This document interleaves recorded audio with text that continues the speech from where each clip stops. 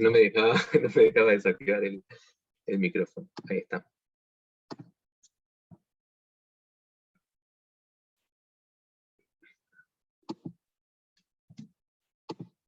Ahora cuando me deje volver a compartir, comparto.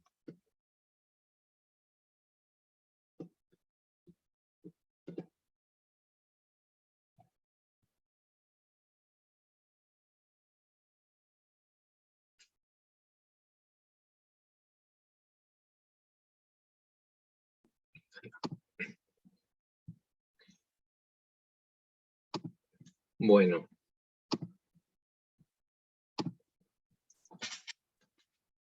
Quedamos en el himno entonces, y lo más interesante de este, como decía antes, es la base el canto gregoriano es la base de la música posterior, y tanto es que en el siglo IX, Guido d'Arezzo, un monje benedictino, tomó la primera sílaba de cada frase de este himno para darle nombre a las notas musicales que hoy conocemos.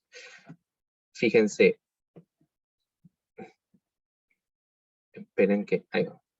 Ut, que para los que saben, este era el nombre original de la nota do, después cambió de nombre, pero ut era do, re, mi, fa, sol, la, si.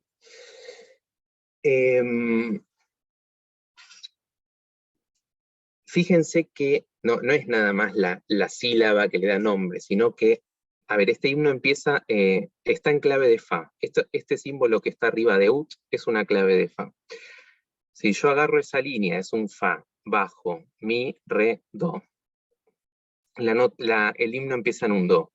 Sigo, el re coincide con el re, el mi coincide con el mi, y así. Entonces, de este himno surge el nombre de las notas que hoy conocemos. Dejo de compartir por un ratito, después vuelvo. Bueno, volvamos. Como dijimos, el canto gregoriano es principalmente música litúrgica, pero no solo eso, sino que la Iglesia sostuvo tradicionalmente que es la más apropiada para el culto romano, porque bueno, surge con el culto romano, ¿no? Es la propia del culto romano. Así fue sobre todo durante la Alta Edad Media, ¿no? Pero luego llegó lo que se conoce como polifonía. O sea, el canto gregoriano, dijimos, es monofónico, se cantaba todo al unísono. Luego, se apareció el canto con diferentes voces, eso es polifonía. Y entonces con eso, el canto gregoriano al unísono fue perdiendo terreno, se fue olvidando de a poco. Y bueno, la discusión pasó por el Concilio de Trento durante la Contrarreforma, estamos hablando de 1500 y pico, y ni siquiera en ese momento se terminó de establecer del todo la música litúrgica, ¿no? O sea, había diferentes opiniones con respecto a la polifonía, algunos la criticaban porque decían que, bueno, muchas voces lo que hacen es distraer de lo que se está diciendo. Fíjense que si bien era un canto, qué importancia se le daba a la palabra, que no se tenía que perder lo que se está diciendo entre la música. Por eso, de hecho, el propio protestante Calvino también criticaba la polifonía. Pero bueno, finalmente fue aceptada siempre y cuando no distrajera de las palabras. Bueno, curiosamente, en este concilio lo que sí se hizo fue recomendar una primera edición del repertorio gregoriano. Por primera vez se encomienda esto. Pero estamos hablando de 1500 y pico, es decir, Renacimiento, ya todo lo medieval era mal visto. Entonces hay muchas cosas del canto gregoriano que se interpretaron mal, los melismas, que ya vamos a ver qué son, y bueno, se fue perdiendo la riqueza rítmica y melódica. Lo del ritmo lo acabamos de ver, ¿no? Se fue perdiendo el ritmo, pero también la riqueza de las melodías, porque se interpretaron mal. durante esta época. Y bueno, entró en decadencia y finalmente, en el siglo XIX, una abadía famosa, que después se hizo famosa, de Solesmes, ahí se produjo un resurgimiento del canto llano, del canto gregoriano. Se instalaron después ahí se instalaron los benedictinos y después también en un monasterio de Silos. Si hoy buscan canto gregoriano en YouTube, probablemente lo primero que les aparezca son cantados por los monjes de Silos, porque ellos tienen una gran tradición en esto. Luego se crearon escuelas de cantores laicos y de organistas, y bueno, el canto gregoriano fue recobrando poder hasta que Pío X, el Papa, en 1904 le encomienda a una de estas abadías el restablecimiento de las melodías de la iglesia, es decir, que buscaran la pureza de estos cantos, la pureza original, ¿no? Que trataran y entonces se descubrieron nuevos manuscritos, y se le fue dando de nuevo un papel primordial en la liturgia romana. Y bueno, finalmente, con el Concilio Vaticano II, en el documento Sacrosanctum Concilium, se dice, cito, que la Iglesia reconoce el canto gregoriano como el propio de la liturgia romana, lo que decía recién, o sea, nace con la liturgia romana, es propio. En igual de circunstancias, es decir, mientras se pueda, el canto gregoriano hay que darle el primer lugar en las acciones litúrgicas. Pero, dice, los demás géneros de música sacra, y en particular la polifonía, de ninguna manera deben excluirse de la celebración de los oficios religiosos, es decir, divinos, perdón, con tal que respondan al espíritu de la acción divina. Esto lo vamos a retomar más adelante. De la acción litúrgica, dije divina, ¿no? Con tal que respondan al espíritu de la acción litúrgica. Y bueno, y después termina, la Iglesia aprueba y admite en el culto divino todas las formas de arte auténtico que estén adornadas de las debidas cualidades, como en ciertas regiones, principalmente en las misiones, hay pueblos con tradición musical propia, que tiene mucha importancia en su vida religiosa y social. Dese a esta música la debida estima y el lugar correspondiente, no solo al formar su sentido religioso, sino también al acomodar el culto a su idiosincrasia. Es decir, por eso hoy nosotros no cantamos gregoriano, porque se nos permite esto, ¿no? Y entonces tocamos guitarra y cantamos folclore en la iglesia, ¿no? Pero después vamos a retomar estas palabras del concilio para ver qué nos enseña el canto gregoriano para hoy en día, para nosotros cantores de las parroquias. Así que voy a compartir de nuevo y vamos a entrar de lleno en el ejercicio de lectura que tenemos para hoy. Elegimos el Pater Noster, o sea, el Padre Nuestro, porque es la más fácil para empezar. ¿Alguien sabe latín acá?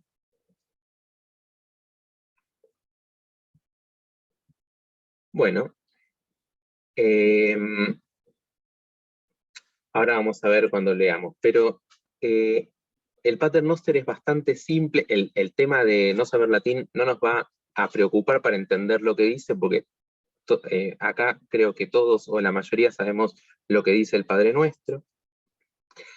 Y musicalmente no tiene muchos melismas y neumas diferentes, acá está el texto con la partitura, que nos llevarían varios encuentros para aprenderlos y practicarlos, ¿sí?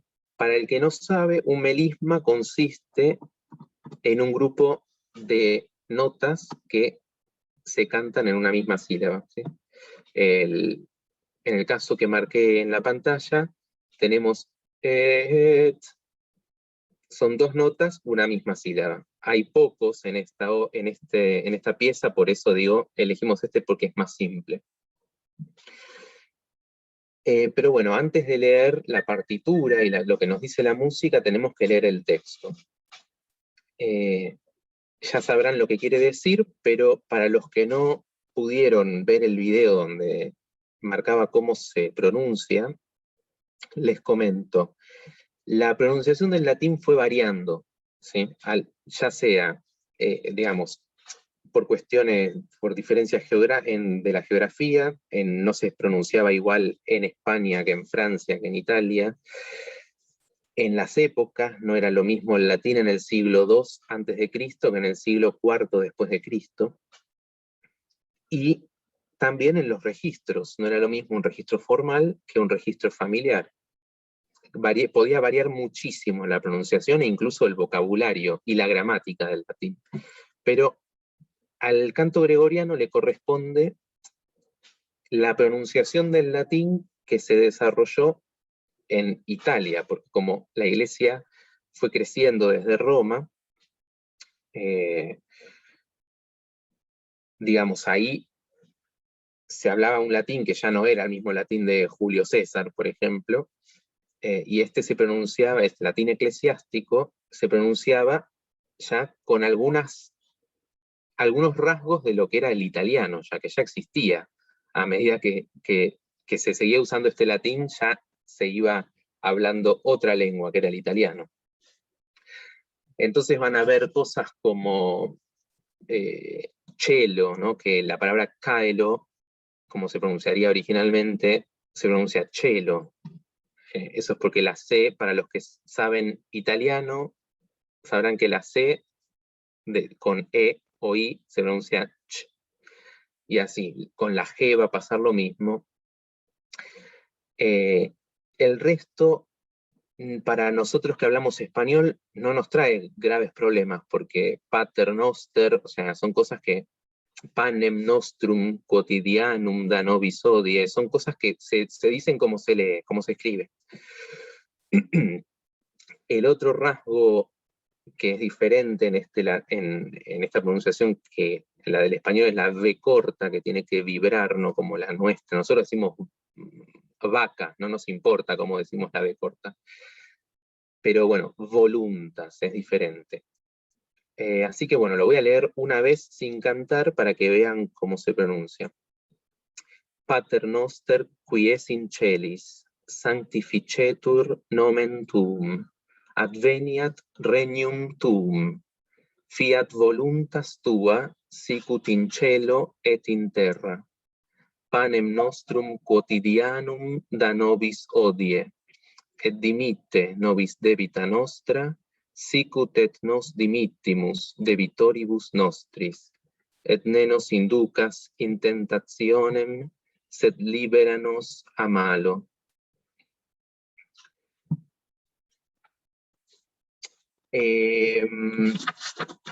Veamos ahora qué nos dice la partitura. Primero miren en el extremo izquierdo de cada tetragrama hay un símbolo como este, que parece una C alargada. Bueno, eso es como en la música moderna tenemos una clave, ¿sí? Podemos tener de sol, de fa, de do en la música moderna, acá tenemos de do, esto es una clave de do. Puede ir en cualquier línea, acá la tenemos en cuarta línea, es decir, la cuarta línea es un do, y a partir de eso podemos saber qué notas son el resto.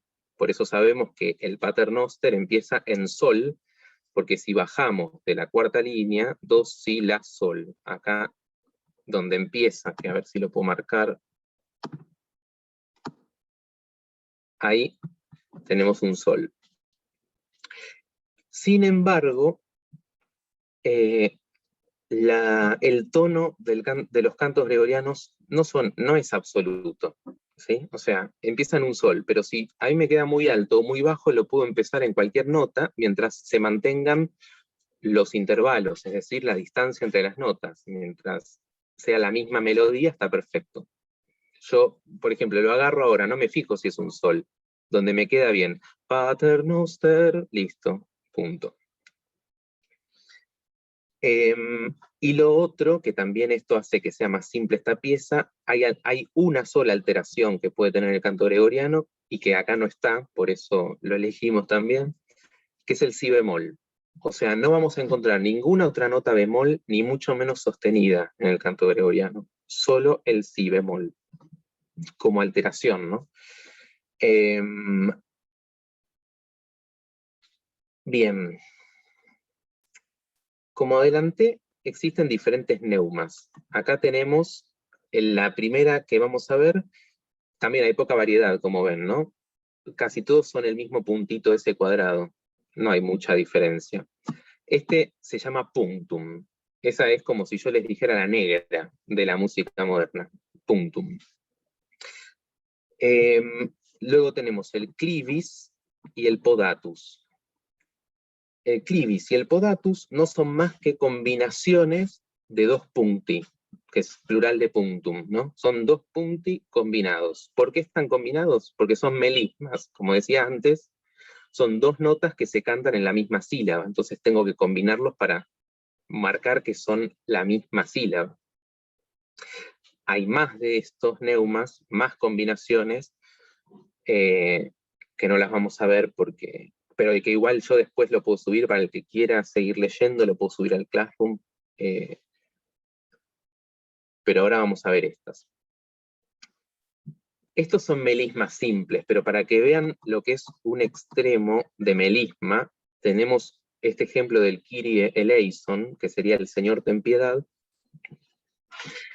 que bueno, acá corté una parte de toda la pieza. Fíjense que a las dos primeras sílabas le corresponde una nota cada una, pero a la última sílaba, a la E, le corresponde todo eso. Todo eso es un gran melisma, y esto se cantaría... Kyrie.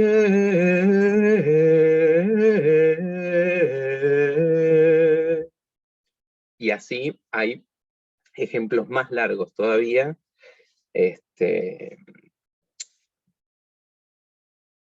Pero bueno, ya es más complicado. Ahí pueden ver otros neumas, además de los que estábamos viendo, diferentes.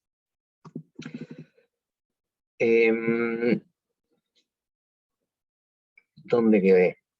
Bien, entonces en el clivis, para leerlo hay que saber que se lee primero la nota que está más arriba y luego más abajo, la que está más abajo. Entonces yo vengo, sanctificetur, hago esa bajada, tur, y en el podatus es al revés, leo primero la de abajo y luego la de arriba. Entonces, sanctificetur nomen tuum. Sí, voy para arriba. Luego hay notas, podrán ver, que están seguidas de un puntillo, ahí ya me quedó marcado. Ese puntillo lo que hace es duplicar la duración de esa nota. Pensemos que ese puntum sin puntillo sería una negra, por ejemplo. Y con ese puntillo la hago una blanca, o sea, duplico la duración. Luego está el guión, que es ese símbolo que está al final de cada tetragrama, que no se canta, no significa ningún sonido, pero lo que me hace es ayudar a que antes de bajar la vista de un tetragrama al otro, yo sepa en qué nota va a seguir. Entonces yo leo en el primer tetragrama nomen tuum, termino en esa nota de tuum, y sé que la siguiente palabra que está abajo, que es adveniat, va a comenzar en esta nota que yo tengo acá. Y si la ven, corresponde con ese espacio. Sí, bueno, perdonen que es difícil marcar con esto, sale un garabato horrible, pero bueno. Así que esa es la función del guión. Y por último, para poder leerlo, tenemos que tener en cuenta las líneas divisorias. En este caso tenemos un ejemplo de las 4 que existen. Tenemos primero la línea divisoria mínima, que lo que hace es separar incisos o partes menores de la frase, como si pusiera una coma, por ejemplo. No sé. No es importante, de hecho no implica respiración, no es una marca que nos interese. Las que más nos interesan son las que siguen, que son la línea divisoria menor, que está en varias partes, por ejemplo esta. Esta sí separa miembros de frase, y fíjense que por lo general está donde hay un punto, o una coma, o dos puntos, o un et, que sería un i, así que es como separar una frase. Y casi siempre, o yo diría siempre, porque siempre es necesario y es bueno respirar, así que casi siempre implica respiración, pero si uno lo necesita, respiráis. La línea divisoria mayor, acá tenemos un solo ejemplo, que está al lado del puntillo que marqué acá, que es la que llega de lado a lado, de punta a punta del tetragrama, y esa no solo implica respiración, sino que implica un silencio que dura lo que dura un punctum. O sea, yo vengo cantando, en la duración que le doy al punctum va a durar ese silencio. Y respirar, ¿no? Porque aprovechamos que frenamos para respirar. Y por último, acá tenemos dos líneas divisorias dobles, tenemos una acá que quedó medio tapada y una al final. Por lo general está al final de las composiciones, implica que ahí terminó, como si fuera la línea doble de los pentagramas modernos, pero también puede estar, como en este caso, en el medio, en algún lado que implique un mayor sentido conclusivo del texto. Por alguna razón, el autor, el que escribió este paternoster, se lo puso después de Tentacionem. No sé bien la razón por la cual está ahí, pero bueno, implica un silencio también, como en el caso de la línea anterior, que puede ser prolongado por más tiempo, si se quiere. Y también, en el caso de esta, de Tentacionem, pararíamos para respirar, ¿no? Aprovecharíamos para respirar. Bien, entonces, vamos a leerla. Creo que tengo una versión en limpio. Ahí está. No sé, yo creo, lo puedo leer, cantar una vez, y después, no sé, si están de acuerdo, si alguien se anima y quiere probarlo, a hacerlo, lo puede hacer, ¿no? Miren que hay muchas cosas en la pantalla y no llego a ver todo lo que dice. Tengo acá.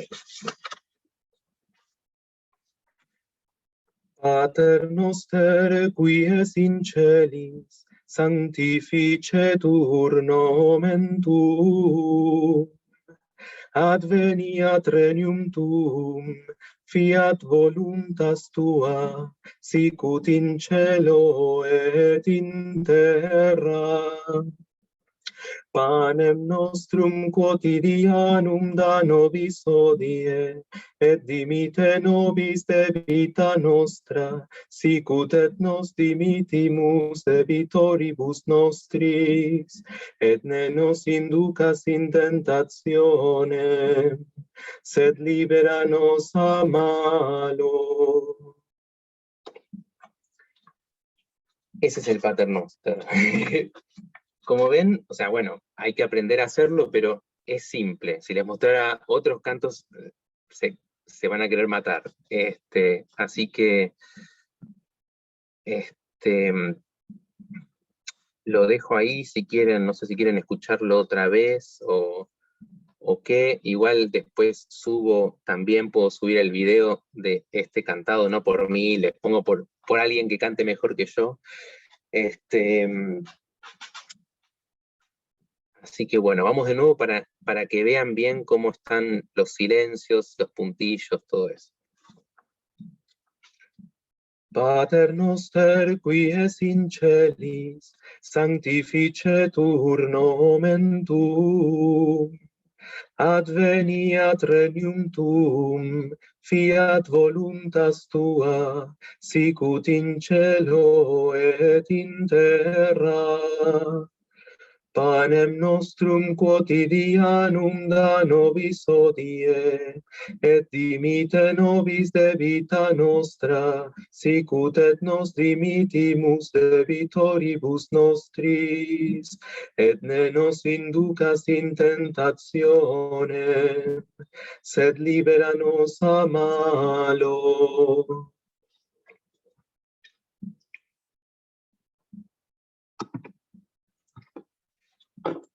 Así que bueno, no sé, ¿alguien lo quería cantar? ¿Alguien se anima? Gracias, no. Lo que sí les dije antes que iba a volver sobre lo que había dicho del Sacrosanctum Concilium.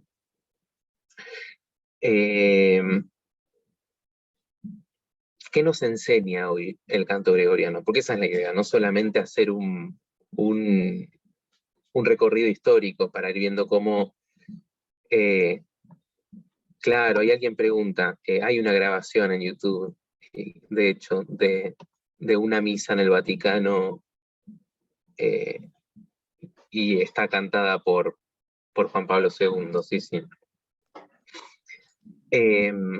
¿Qué nos enseña hoy? No es solamente ver cómo evolucionó la música y el canto en nuestra iglesia, sino también pensar, ¿no?, nuestra propia forma de participar en la liturgia. Esto, según me dijeron, ya lo van a ver más adelante, van a ver algo de esto más adelante con el padre Roberto Giardino y con la hermana Gracia también, pero yo pienso, el canto gregoriano nos enseña que las palabras son importantes, y entonces la melodía no está sobre la música no está más arriba de las palabras, porque es liturgia y cada palabra tiene su importancia y su razón de estar donde está. Entonces,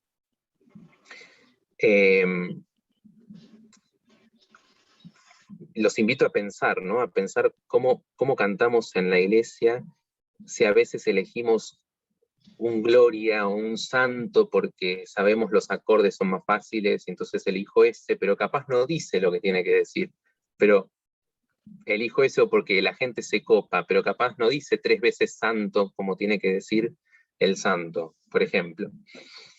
Entonces, creo que el canto gregoriano tiene esta cualidad de ser una oración cantada y no un canto para orar, ¿no? Como que es la oración propia y la melodía parte de la frase. Entonces, creo que está bueno reflexionar sobre eso.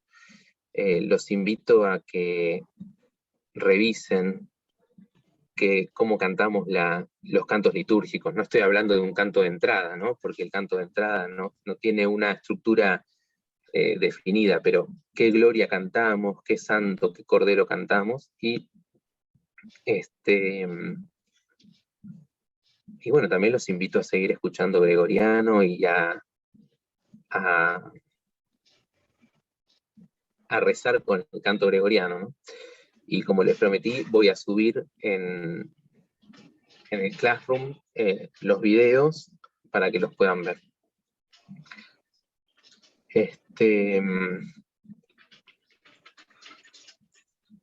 Por mi parte, ay, se me fue la...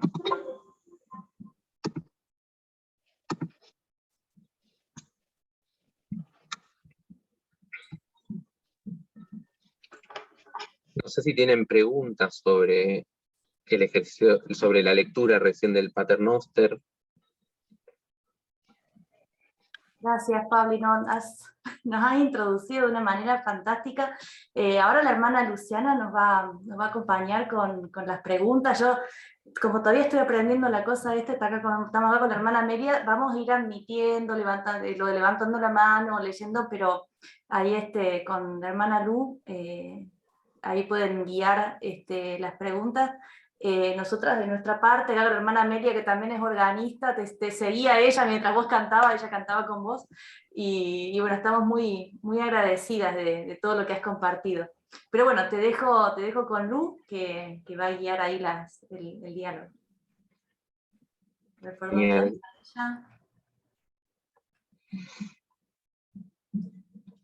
No la veo. Ahí está, solicitar para reactivar. No sé por qué hoy... Ahí está. Ahí está. Sí. Bueno, la verdad que un placer, ¿no? Excelente lo que nos has presentado, Pablo. Invitamos a todos los que han escuchado, parece que hemos quedado en el silencio, sumidos como en el silencio, para poder seguir escuchando, ¿no? Toda esta exposición que nos has traído hoy. Y la verdad que a mí principalmente esto me encantó, lo que decías al final, que nos enseña el canto gregoriano, ¿no? Y la importancia de la palabra, que estamos hablando de la palabra de Dios, que es la que vamos cantando y la que vamos haciendo oración. Y se me venía la frase de San Agustín, tan conocida por todos nosotros: quien canta, ora 2 veces, ¿no es cierto? Entonces, bueno, me parece algo como muy, muy interesante y poder entrar realmente en esto del canto gregoriano, que no ha quedado en el tiempo, sino que está muy presente y que justamente nos ayuda en este servicio litúrgico y en este ponernos en oración. ¿Y qué es la oración? Esta relación directa con el Señor. Entonces, sin más, abrimos así el panorama a la gente que nos está acompañando y que ha escuchado tu exposición, Pablo, para que puedan ir haciendo algunas preguntas. Entonces, si van haciendo o las van haciendo, lo ideal sería poder desconectar el micrófono y hacer la pregunta directamente, o si no, algunas otras que van escribiendo en el chat, y bueno, yo las voy leyendo.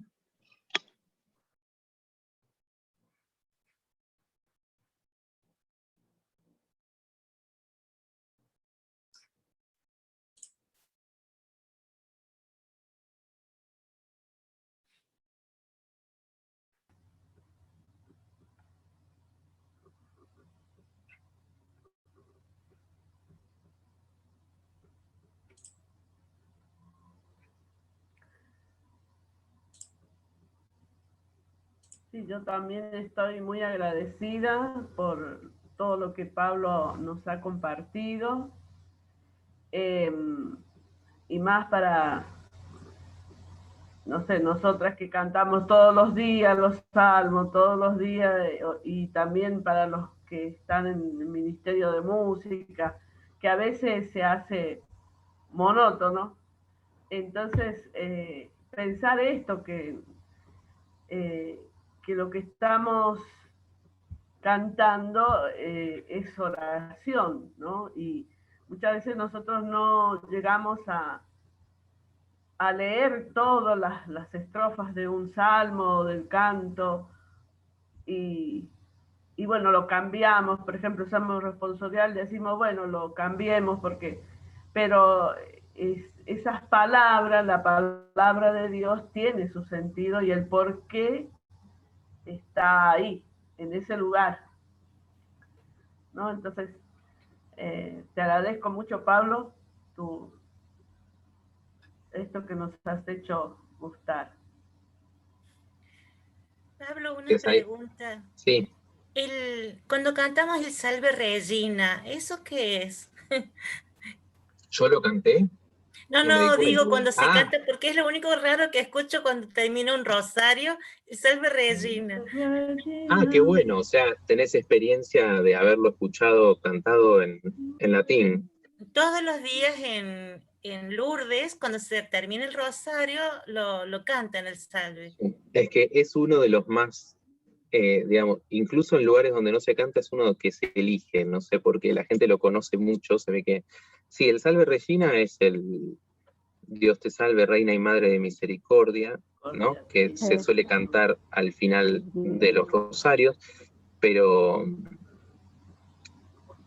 sí, es eso, es gregoriano también, no me acuerdo ahora de qué año será, pero hay otra versión también, esa es la más conocida, pero hay una versión solemne, que es Salve Regina, es más solemne. Esa la conozco, es preciosa. Esa misma. Así que es muy lindo ese. Acá alguien preguntó cuando